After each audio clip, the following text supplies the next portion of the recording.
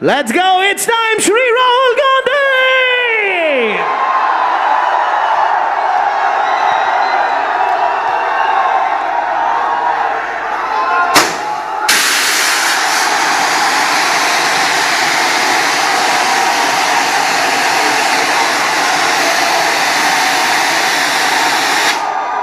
Oh my God. Good evening. How is everybody? All well?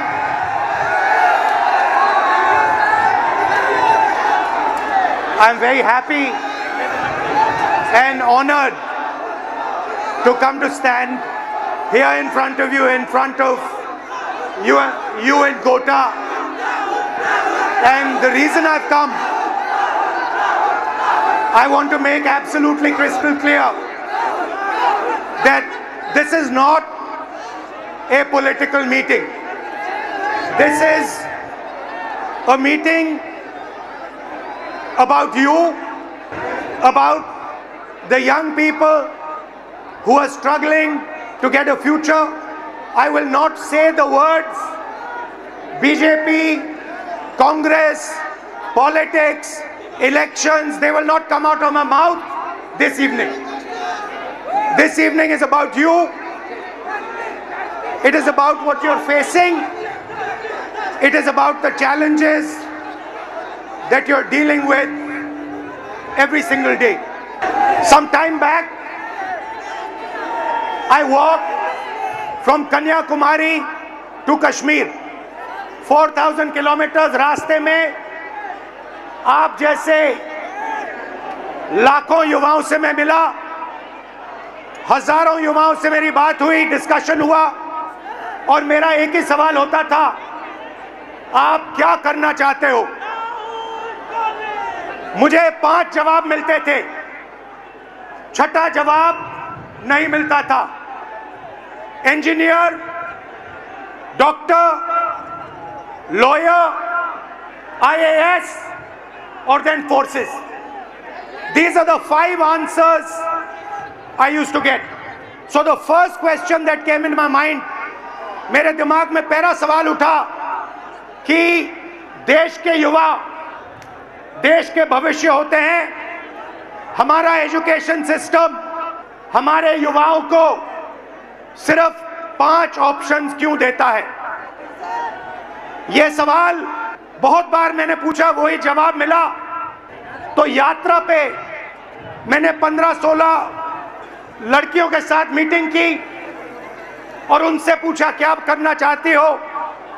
किसी ने कहा engineer, किसी ने कहा डॉक्टर, किसी ने कहा लॉयर, वही 5 जवाब। और फिर मैंने उनसे पूछा मुझे सच बताओ क्या करना चाहती हो, तुम्हारे दिल में क्या है?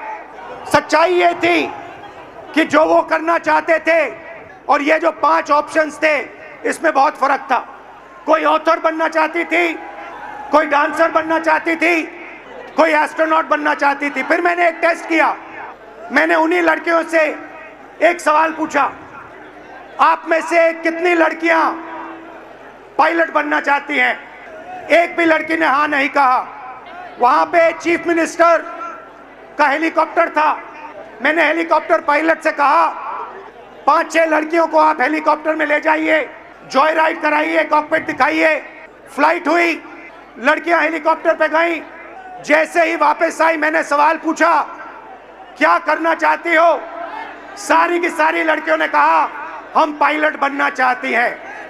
मतलब हिंदुस्तान का एजुकेशन सिस्टम, सबसे पहली कमी इसकी कि हम जो हमारे बच्चों के सपने हैं उनको पूरा नहीं करते हैं। जो उनके ऑप्शंस हैं, जो वो ऑप्शंस चाहते हैं, उनकी हम रिस्पेक्ट नहीं करते। उसके बाद यात्रा के बाद मैंने एजुकेशन सिस्टम के बारे में और थोड़ा सोचना शुरू किया। सवाल उठे। दूसरा सवाल, पब्लिक सेक्टर एजुकेशन सिस्टम क्यों खत्म हुआ और प्राइवेट सेक्टर का जो एजुकेशन सिस्टम है ये इतना महंगा क्यों है? और फिर कुछ दिन पहले मैंने अखबार खोला और मुझे ये दिखाई दिया, sorry, young people are India's future. Every one of you is unique and talented. India succeeds if you succeed, and India has a duty to protect every single young Indian person, every single student.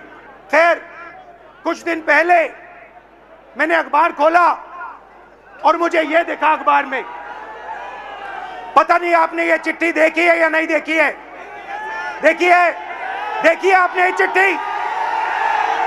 ये आकांक्षा ने ये चिट्ठी अपने माता पिता को लिखी। आकांक्षा आज हमारे साथ नहीं है, आकांक्षा ने सुसाइड किया, मगर ये 15 सेकंड आप इस चिट्ठी को अच्छी तरह पढ़िए। ये आकांक्षा डॉक्टर बनना चाहती थी। इनके पिता से कुछ दिन पहले मेरी बात हुई, पैरालाइज्ड हैं, कर्ज लिया, आकांक्षा का नीट का पेपर लीक हुआ और आकांक्षा कहती है, लास्ट लाइन में आपके लिए पढ़ूंगा, सॉरी मम्मी पापा, मैंने सब बर्बाद कर दिया आप दोनों का, मैंने सब बर्बाद कर दिया आप दोनों का। सच्चाई ये है कि ये आकांक्षा की गलती नहीं थी, ये आकांक्षा के माता पिता की गलती नहीं थी, ये एजुकेशन सिस्टम की गलती थी। हिंदुस्तान का एजुकेशन सिस्टम अपने बच्चों को प्रेशराइज करता है, स्ट्रेस देता है, दबाता है, कुचलता है, और ये देश के लिए सही नहीं है। मैं चाहता हूं कि हम सब एक साथ मिलकर we work together to ensure that no other student, no student in this crowd, no student in this country ever feels what this young lady felt, ever feels the desire to kill themselves. That is what this meeting is about. This meeting is not a political meeting. It is about discussing India's education system, what is wrong with India's education system, what needs to be corrected in India's education system. Whatever I'm going to present here is based on data, and I'm absolutely sure, 100% sure, that every single political party, every single leader in India will accept what we are saying here. There is nothing in this presentation that anybody in India will not accept. Every single student will accept what I'm going to say here because it is the truth, 100% the truth. This dot, ये जो बिंदु है, this dot represents one student. On this screen, this dot represents one student. There are about 3,000 students in this meeting. I want a student who's studying for NEET, student who's studying for UPSC, student who's studying for IIT to come to the stage.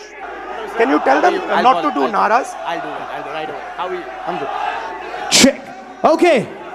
सबसे पहले Is the mic working? सबसे पहले Mic working? एक second sir ने भी एक बड़ी प्यारी सी रिक्वेस्ट की है। एक सेकेंड हमने आने के पहले क्या कहा था? हम पढ़े लिखे स्टूडेंट्स हैं, नारेबाजी करने नहीं आए हैं। देश का फ्यूचर बदलना है तो पहले सुनना पड़ेगा। Listen and then change. अभी कोई नारेबाजी नहीं, सर बात कर रहे, सर कुछ बोलना चाह रहे। अब पहले कुछ बच्चों को बुलाते हैं जो आप ही लोग के बीच में से आए हैं। आपके नजदीक कोई नारेबाजी करे तो बोलो ठीक है भाई 5 मिनट बात करना, अभी रुक जाओ। Let me call upon sir, we have some kids who'd like to come up and want to share their stories with you. So ये randomly हमने select किया था, इनका enthusiasm देख के we have Soumya Meena, Sania Gupta, Himanshu Dangi, Hanshvi and Zishan Alam. Please join us on stage, guys. Please join us. Hello. Nice to see you. Thank you, sir. Hello. Nice to see you. What's your name? Soumya. Himanshu. No, I said. Hello, sir. Come. Guys, go ahead, please. Just introduce yourself. Hello, everyone. Myself Soumya Meena, and I'm a JEE aspirant. Hello, I am Sania Gupta and I am preparing for NEET exam. Hello, my name is MD Jishan Alam. I'm preparing for NEET. Hello, my name is Himanshu Dangi और मैं भी आपके जैसे एक NEET aspirant हूँ। Hello, my name is Ansvi and I am a UPSC aspirant. So why NEET? Why did you guys choose NEET? Sir, जो NEET है, doctor, सबसे पहली बात तो डॉक्टर एक बहुत बड़ा टर्म है। किसी भी मतलब जैसे अभी कोई बीमार हो गया तो किसी भी एक बंदे की लाइफ हमारे हाथ में होती है। मतलब अभी तो मैं नीट के लिए तैयारी कर रहा हूँ, तो जैसे नीट का पेपर लीक हुआ तो पूरी होप टूट गई है। डॉक्टर बनने के लिए आदमी, कोई भी व्यक्ति इतना मेहनत करेगा, 2-2, 3-3 साल मेहनत करेगा, फिर पेपर देगा वो, और फिर उसको बता दिया जाता है कि तुम्हारा पेपर लीक हो गया और फिर तुम्हें वापस पेपर देना है, तो होप टूट गई। तो आपके अंदर जो भावना थी लोगों की मदद करने की भावना थी, आप क्यों कर रही हैं? मैं तो जेई कर रही हूँ, हाँ। इंजीनियर। तो इंजीनियरिंग तो मैं सिर्फ इसलिए कर रही हूँ कि अच्छा मेरे को एक्सपोजर मिले कॉलेज में जाके, जैसे कि हायर कॉलेजेस है, आईआईटी बॉम्बे हो गया, आईआईटी दिल्ली हो गया, तो वो काफ़ी अच्छे कॉलेजेस हैं जिसमें आगे जाके हमें इंजीनियरिंग में नहीं बाकी और चीज़ों में भी बहुत सारी अपॉर्चुनिटीज़ मिलती है। तो मेनली तो मैं अभी एक्सपोजर के लिए कर रही हूँ। और आपका? Sir, actually, I have always been interested. I'm a very social person, so I think UPSC would genuinely help me engage in society and make policies and decisions. And you? Sir, हम लोगों को बचपन से सिखा ही यही दिया जाता है कि आपको बड़े होकर डॉक्टर, इंजीनियर ये सब बनना है, तो एक मन से बचपन से ही वो सपना बन जाता है कि डॉक्टर बनना ही मगर है। अगर आप सब कुछ बिल्कुल फ्री छोड़ दिया होता और असलियत में आप क्या करना चाहते हो तो फिर क्या जवाब मिलता? सर, मेरे को डांसिंग में बहुत शौक था। आपको डांसिंग में शौक है? आपको? सर, हमको डॉक्टर ही बनना था। मेरे जो अंकल थे वो हार्ट अटैक से डेथ कर गए थे 2019 में, तो इसीलिए मैं मतलब अर्जेंट मतलब वो उन्हें नहीं मिला, तो इसी की वजह से वो डेथ कर गए, तो बस इसी के कारण मैं डॉक्टर बनना चाहता हूँ। और आप? अगर आपको पूरी फ्रीडम दिया गया तो क्या करोगे आप? सर, नीट ही करोगे, डॉक्टर ही बनोगे? सबसे पहली बात तो ये कि जैसे कि मैं कुछ पढ़ रहा था तो मुझे पता चला कि सिर्फ 5 चीज़ें, 5 प्रोफेशंस जो लोग बस देखे देखी फॉलो कर रहे हैं: डॉक्टर, लॉ, इंजीनियरिंग, और मैं भूल गया थोड़ा सा, सॉरी सर। रिलैक्स। तो अब कोई लोग खुद से पीछे करते हैं, मतलब ऑप्शंस नहीं है। सबसे पहली बात, मेन बात ये है। तो अगर आप नीट की तैयारी कर रहे हो, हाँ, अप्रोक्सीमेटली कितना पैसा लगता है बिगिनिंग टू एंड? अगर आपको ऑफलाइन अच्छी कोचिंग में तैयारी करनी है, अगर आप 11 से आ रहे हो, मिनिमम 3 लाख रुपए तो कोचिंग फीस है 2 साल की। फिर उसके अलावा हॉस्टल फीस 10,000 रुपये मिनिमम मंथली, रूम मतलब जिसमें खाना वाना सब आ गया। फिर उसके बाद पर्सनल एक्सपेंसेस भी रहते हैं तो 2-3 हज़ार वो, तो मोटा आप मानिए 1,20,000 हॉस्टल की फ़ीस हो गई, 1.5 लाख अपना 1 साल की कोचिंग की फ़ीस हो गई, और 15-20 हज़ार एक्सपेंस भी हो जाते हैं बच्चों के, जैसे बाहर रहते हैं, कभी कुछ खा लिया, तो आप मानिए 4 lakh. Everybody agrees? Yes sir. Approximately 4 lakh? Yes sir. 4 lakh. Now आपके फैमिलीज ने लोन लिया है? कितना लोन लिया है? 2 लाख। 2 लाख। पापा क्या करते हैं? फार्मर हैं। किसान हैं। 2 लाख का लोन लेना आपके लिए आसान था, फैमिली के लिए आसान था? आसान तो मिडिल क्लास के लिए नहीं रहता है, मगर एफोर्ड करना ही पड़ता है। कंपलसरी है? कंपलसरी। अगर लोन नहीं लेंगे तो आगे सिस्टम में नहीं जा सकते। आपकी फैमिली ने लोन लिया? सर, लोन तो नहीं लिया था, लेकिन अगर हम गवर्नमेंट एग्ज़ाम जैसे नीट प्रिपरेशन की तैयारी प्रिपेयर कर रहे हैं, और अगर हमारा नहीं क्लियर हुआ तो हम मतलब इंडिया में गवर्नमेंट सीट्स इतनी कम है कि हम प्राइवेट के लिए सोच भी नहीं सकते, क्योंकि उनकी फ़ीस बहुत ज़्यादा है। और भी ज़्यादा है? बहुत ज़्यादा। जैसे 24 लाख बच्चे हर साल अपेयर करते हैं नीट एग्ज़ाम में, उसमें से 80,000 सीट्स है जो गवर्नमेंट है, तो 23 लाख बच्चों को ना चाहते हुए भी हारना पड़ता ही है। तो उनके लिए प्राइवेट से करने के लिए ऑप्शन बचता ही नहीं है, क्योंकि हर मिडिल क्लास फैमिली 1 करोड़ रुपये अफोर्ड नहीं कर सकती है। तो पैसा आपके जेब से? हाँ। Yes sir. आपके फैमिली के जेब से? Yes sir. रिस्क आपका, डैमेज हुआ तो आपका। रिवॉर्ड की बात करते हैं, सक्सेस को डिफाइन करते हैं। यूपीएससी चांसेस क्या है, real actual chances? If I say to you, ठीक है, you are a brilliant girl, brilliant student, what do you think your chances of becoming an IAS officer actually are? Sir, no matter how much brilliant a student is, but I think chances are still 1 out of 100. 1 out of 100? Exactly, 0.01%. She's saying IAS officer chances approximately 1 out of 100. What about IIT? What do you think are the chances IIT में जाने का क्या chance है? Sir, 16 lakh students are appearing almost for IIT JEE, and if we consider NIT, triple IT, No, IIT. Because you Okay. want IAS, you want IIT, IIT. you want NEET, doctor. Yes, sir. So IIT, you want to go in there, you want to be an IIT graduate. What are your actual chances? Do you think, what are you actually facing? sir, if we consider only IIT, then there are 0.1 chances. Good Small IITs. chances. Yes, sir. Low chances, okay? Very low And chances. NEET? Sir NEET में 22 लाख बच्चे exam देते हैं और लगभग 1 लाख बच्चों का selection होता है। 1 लाख से कम ही है, 1 लाख तो मैं बता रहा हूँ ज़्यादा। तो सर ये क्या जिम्मेदारी है वो, ऐसे हम कैसे होगा सर? तो यहाँ पे अप्रोक्सीमेटली 3000 लोग हैं, अप्रोक्सीमेटली, थोड़े ज़्यादा आ गए हैं, बट हमने 3000 का कैलकुलेट किया था, ठीक है? 3000 में से IAS के कितने बनेंगे? एक। 3000 में से वो जो कोने में एक डॉट है ऊपर, 1% out of this whole function, इस पूरे फंक्शन में से एक व्यक्ति, सिर्फ एक व्यक्ति IAS में जा सकता है। इस पूरी भीड़ में से IIT में कितने जाएंगे? सर, IIT में भी ज्यादा सीटें तो नहीं है, 1 30। या 2। इस पूरी भीड़ में से, इस पूरी की पूरी भीड़ में से 30 लोग, सिर्फ 30 लोग, मतलब यहां पे जो खड़े हैं वो IIT में जाएंगे। और नीट का दिखा दीजिए, 180 लोग, 3000 में से, इस पूरी भीड़ में से 180 लोग नीट में डॉक्टर बनेंगे। These are the odds you are actually facing. You are facing 1 in 3000, you are facing 30 in 3000, you are facing 118 in 3000. And this group of people, these are the best that we have. So you are not competing with ineffective, incompetent people. You are competing with the best in the country, and these are your odds. I think this is a crime. I think this is an insult to every single young person in this country. These are not the odds that our young people should be facing. You are very brave. You're very strong. That's a different matter. But this is stressful, this is unfair, and this is brutal.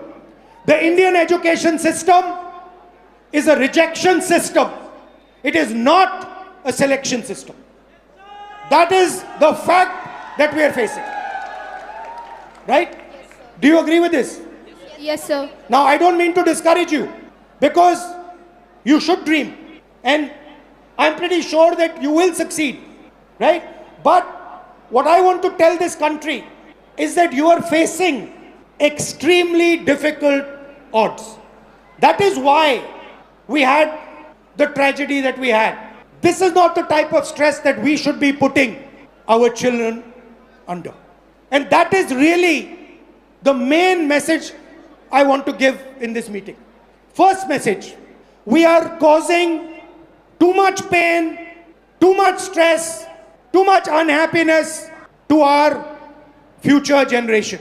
Second message, we are only allowing them to do 5 things. We are not allowing her to become a dancer. We are not allowing him to become an astronaut. We are not allowing her to do something she's passionate about. Now the question arises, why is India only asking its children to do 5 things? And the answer to that question is money. The answer to that question is money. Because the system के पैसे सिर्फ इन 5 रास्तों से बनते हैं। ये मैं आपको नीट का उदाहरण देना चाहता हूं। देखिए इसको, आप ये नीट का एग्जाम ले रहे हो, थोड़ा इस साइड आ जाओ so crowd can see. This is the NEET exam, and this figure is an insult to this country. This is a crime. Now let me explain. मैं समझाता हूं ये क्या है, इसको आप समझिए. नीट में 22 लाख स्टूडेंट्स एग्जाम लेते हैं. 22 लाख स्टूडेंट्स एग्जाम लेते हैं नीट का. उनकी फैमिलीज में से, आपकी फैमिली में से, आपकी फैमिली में से 1.32 लाख करोड़ रुपए हर साल लिए जाते हैं. 1,32,000 करोड़ रुपए 22 लाख परिवारों के जेब में से खींचा जाता है. भाई और बहनों, जितना पैसा एक साल में ये 22 लाख लोग देते हैं, उतना ही पैसा हिंदुस्तान की सरकार अपने पूरे के पूरे एजुकेशन बजट में डालती है.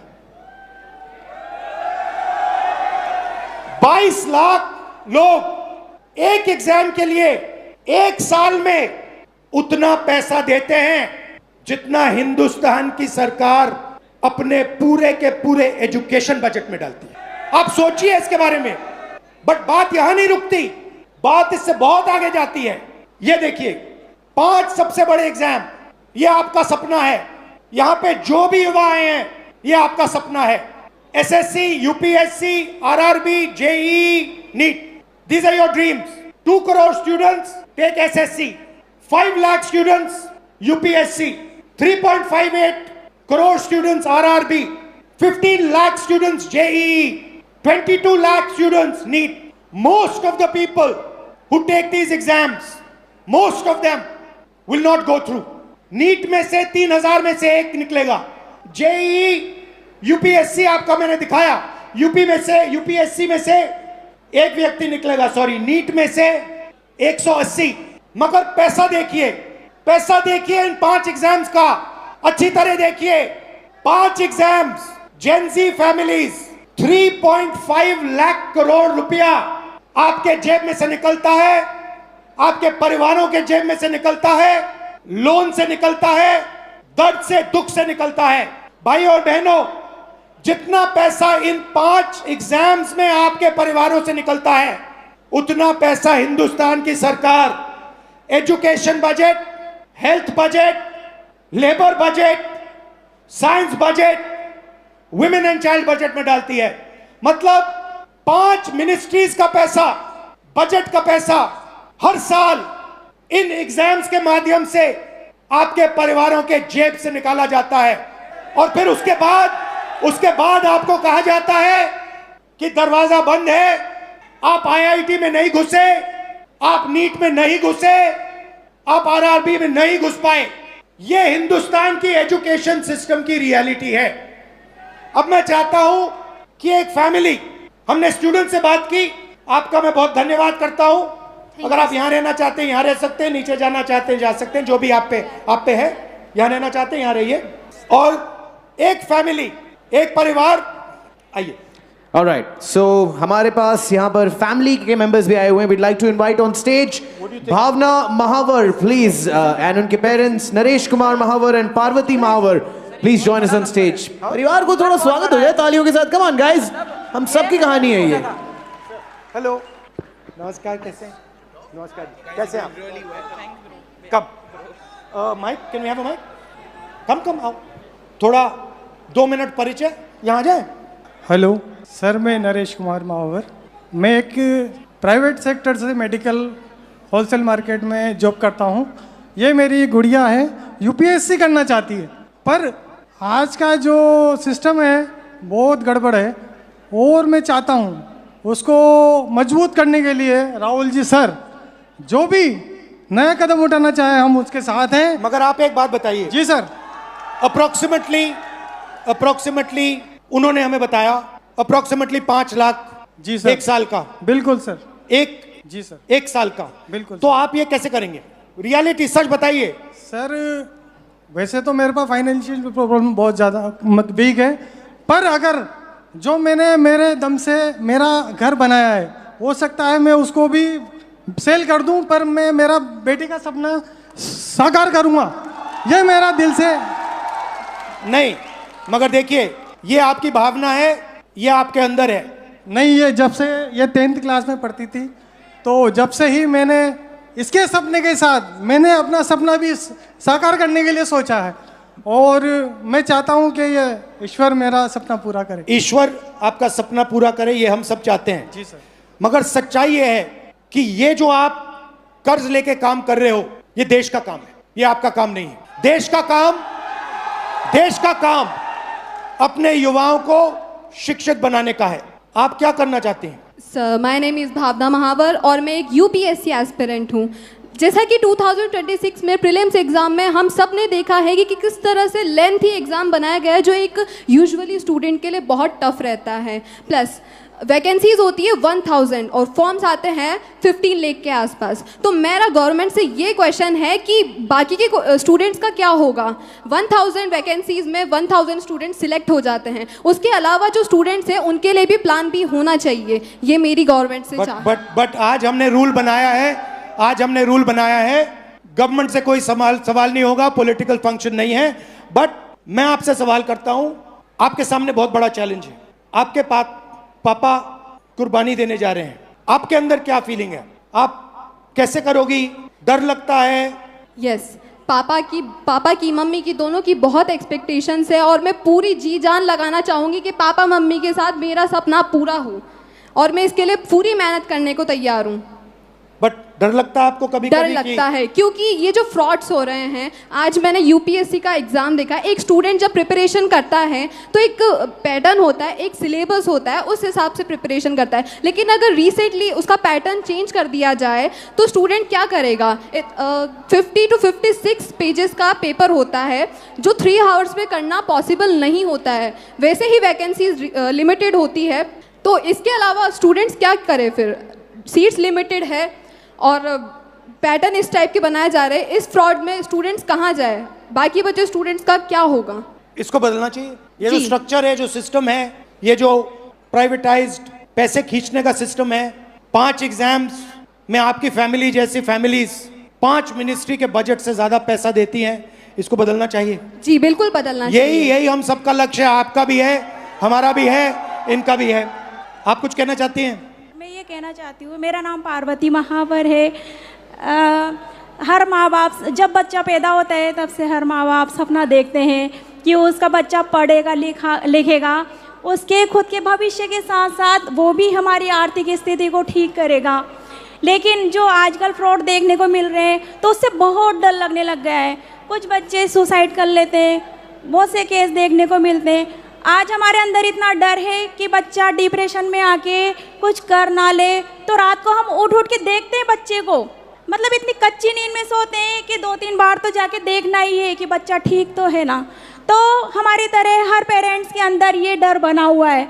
तो मैं गवर्नमेंट से रिक्वेस्ट करूँगी कि ना वो हमारी बात को सुने और जो भी समाधान हो उसे निकालें। बहुत बहुत धन्यवाद। Thank you sir. बहुत अच्छा लगा आपसे मिलकर। Thank you sir. बहुत अच्छा लगा। नमस्कार। तो ये थैंक यू। तो ये है हिंदुस्तान का एजुकेशन सिस्टम। इसको देखिए अच्छी तरह। India's education system is a extortion machine. ये आपसे पैसे लेने का सिस्टम है, ये सिर्फ शिक्षा देने का सिस्टम नहीं है। ये एग्जाम के बेसिस पर आपसे लाखों करोड़ रुपए छीनने का सिस्टम है। थोड़ा सा मैं आपको इसके बारे में बताता हूं। यहां पे सारे के सारे लोग इस सिस्टम से निकले हैं। Public schools, public sector education Hindustan में ना के बराबर है, खत्म कर दिया गया है। वहां पे आपको टूटा हुआ पब्लिक स्कूल दिख रहा है। यहां पे प्राइवेट स्कूल है। आप प्राइवेट स्कूल में गए, आपको प्राइवेट स्कूल ने कहा कि देखिए हम ठीक से अपना काम नहीं कर सकते हैं, आपको ट्यूशन की जरूरत होगी। प्राइवेट स्कूल में आपने पैसा दिया, ट्यूशन में आपने पैसा दिया, और फिर एग्जाम्स आए, सीबीएसई एग्जाम हुआ। आपने अभी देखा होगा सीबीएसई एग्जाम में करेक्शंस में प्रॉब्लम्स आई। उसके बाद आप आगे बढ़े, कॉलेज की ओर गए, कॉलेज में फिर से रीवैल्यूएशन हुआ। कॉलेज में आप गए, कॉलेज आपसे कहता है ठहरिए, हम अपना काम ठीक से नहीं कर सकते हैं, आपको कोचिंग की जरूरत होगी। आपसे पैसा फिर से कॉलेज जाने में लगता है, कोचिंग देने में लगता है, स्कूल में यूनिफॉर्म बनाने में लगता है, हॉस्टल का लगता है, और फिर आप आते हैं सबसे बड़ी दीवार के सामने, 5 एग्जाम, लाखों लाखों करोड़ रुपए आपके जेब से खींचा जाता है, आपके परिवारों के जेब से खींचा जाता है। प्रॉमिस क्या है?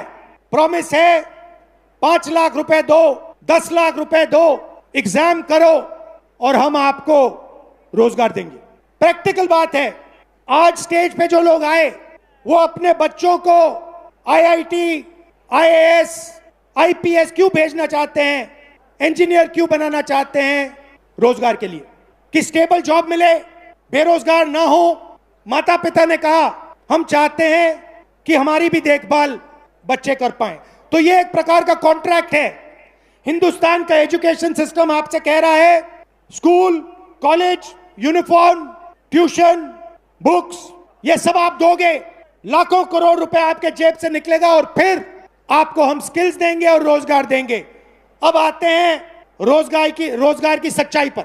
रोजगार की रियलिटी क्या है ये देखिए। इस सिस्टम में, और इस बात को अच्छी तरह समझिए, इस सिस्टम में अगर 1000 बच्चे जाते हैं, घुसते हैं, तो 1000 में से सिर्फ 12 बच्चों को, अच्छी तरह सुनिए, 1000 बच्चों में से सिर्फ 12 बच्चों को रोजगार, सैलरीड रोजगार मिलता है। 1000 में से 12 मतलब इस भीड़ में 36 लोगों को, सिर्फ 36 लोगों को परमानेंट जॉब मिलेगा। दूसरे नंबर देखिए, तकरीबन 300 लोग बेरोजगार रहेंगे, वो काम नहीं करेंगे, उनके लिए कर्जा, नशा, ये लाइन है।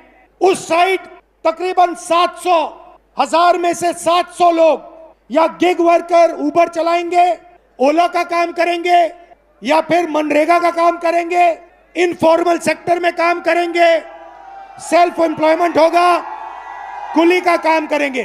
तो 2 झूठ बोले जा रहे हैं।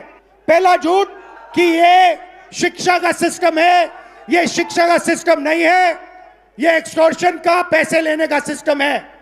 और दूसरा झूठ, शिक्षा के बाद आपको रोजगार मिलेगा, नहीं मिलेगा। 1000 में से 12, इस भीड़ में से 36 लोगों को, सिर्फ 36 लोगों को ग्रेजुएट सैलरीड जॉब मिलेगा। और ये सुनिए, सबसे मजेदार आंकड़ा सुनिए, यहां पे आईआईटी जो ग्रेजुएट्स आए, जो आईआईटी का एग्जाम ले रहे हैं, ये सुनिए, हिंदुस्तान में 100 इंजीनियर्स में से आज, अगर हिंदुस्तान में से इंजीनियर्स को आप देखें तो 100 इंजीनियर्स में से 80 इंजीनियर्स बेरोजगार हैं। तो हमारा कहना क्या है? हम अभी आज राजनीतिक बात नहीं कर रहा हूं, मैं हिंदुस्तान के भविष्य की बात कर रहा हूं, आपके भविष्य की बात कर रहा हूं, आपके फ्यूचर की बात कर रहा हूं, देश के फ्यूचर की बात कर रहा हूं। हमें इस सिस्टम को बदलना होगा, हमें इस सिस्टम को बदलना होगा और इस सिस्टम को ठीक करना होगा। शिक्षा के सिस्टम का क्या मतलब होता है?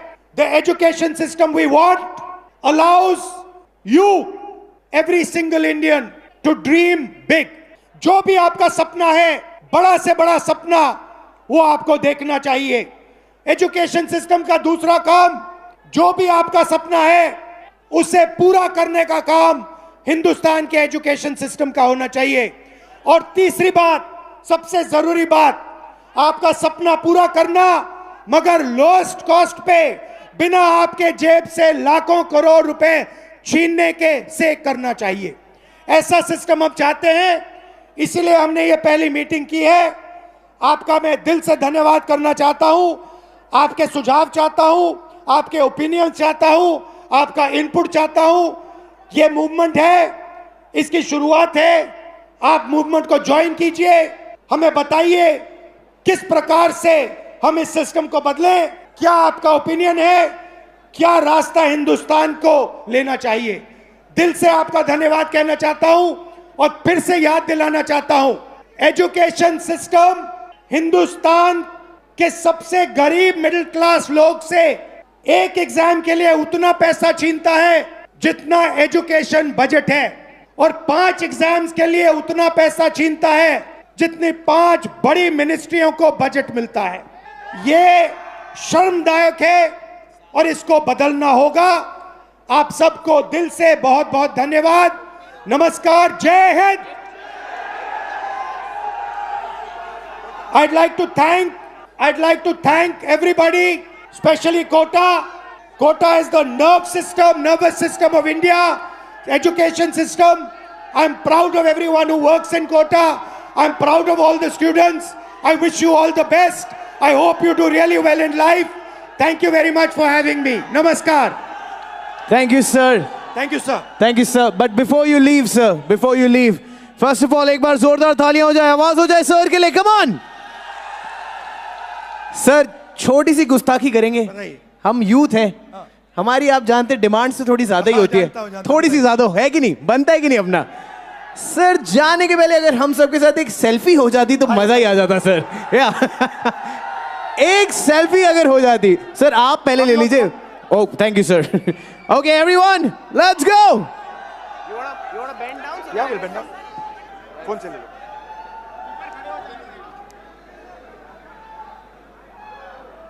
I think you should spin it around and take it so it's it'll be a big one, big wide one.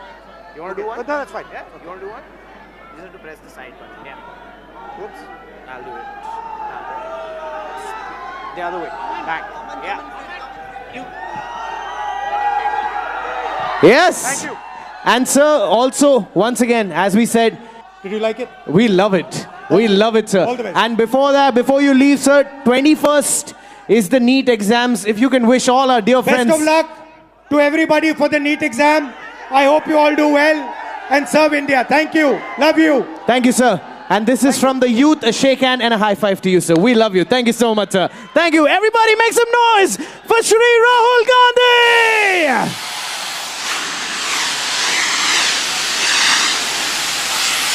Come on.